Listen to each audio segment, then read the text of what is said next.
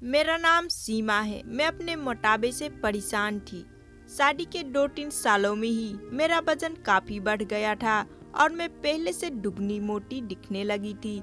इस मोटापे की वजह से मुझे कई लोगों के ताने सुनने पड़ते थे। पड़ोसी भी मुझे मोटी भैंस कहने में हिचकिचाते नहीं थे। कितनी मोटी हो गई है, कैसे दिन पर दिन फैलती जा रही है, देखो जरा भी शर्म नहीं आती, पति बेचारा सूखा जा रहा है और इसे देखो खा खा कर कैसे मोटी हो रही है।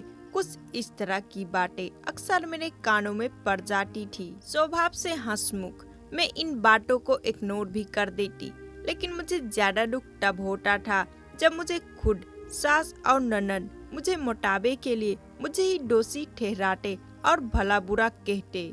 मेरे पति शरीर से काफी दुबला पतला थे। शादी के बाद भी मेरे पति के शरीर में रत्ती भर का फर्क नहीं आया था।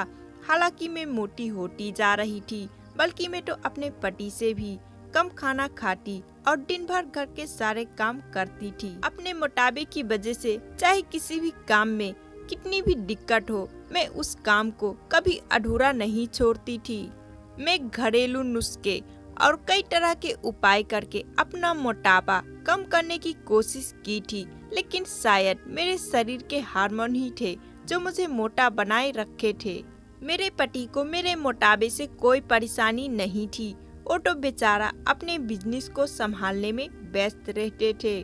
माँ और बहन हमेशा इस वजह से मुझे कुछ न कुछ सुनाते रहते थे और मैं काफी रोया करती थी। मुझे जब भी मौका मिलता मैं अपने पति से इस बारे में बात करती थी और कहती थी कि अपनी माँ और बहन को समझाओ, मैं मोटी हूँ, उसमें मेरा क्या दोष है।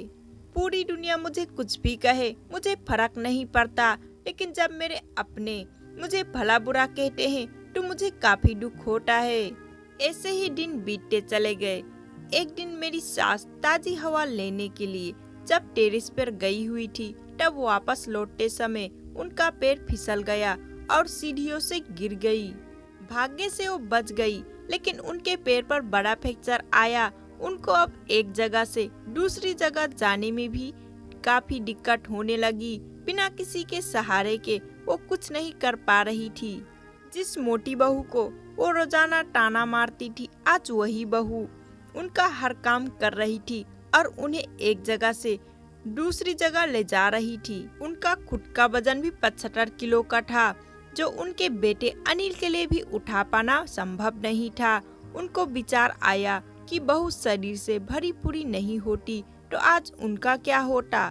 मेरी सास को मेरे साथ किए हुए अपने बुरे बर्ताव के लिए पछतावा होने लगा। उन्होंने एक दिन मौका देखकर इस बात के लिए मुझसे हाथ जोड़कर माफी भी मांगी। मैंने कहा, अरे माँ जी, आप माफी क्यों मांग रही हैं? आप मुझे समझने लगी, मेरे लिए इतना ही बहुत है। उस दिन के बाद मेरे साथ में कभी भी मोटापे की वजह से एक शब्द भी नहीं बोले, बल्कि तो उन लोगों से लड़ जाती थी जो मुझे मोटी कहकर मेरी बुराई करते थे। मेरी ननद भी इस घटना के बाद इस विषय पर कुछ भी ना कह सकी। खुश मिजाजी में अब पहले की तरह ही सब कुछ भूलकर खुश रहने लगी। दोस्तों, उम्मीद करती हूँ ये कहानी आपको पसंद आई होगी और अपना कीमती समय देने के लिए बहुत बहुत धन्यवाद।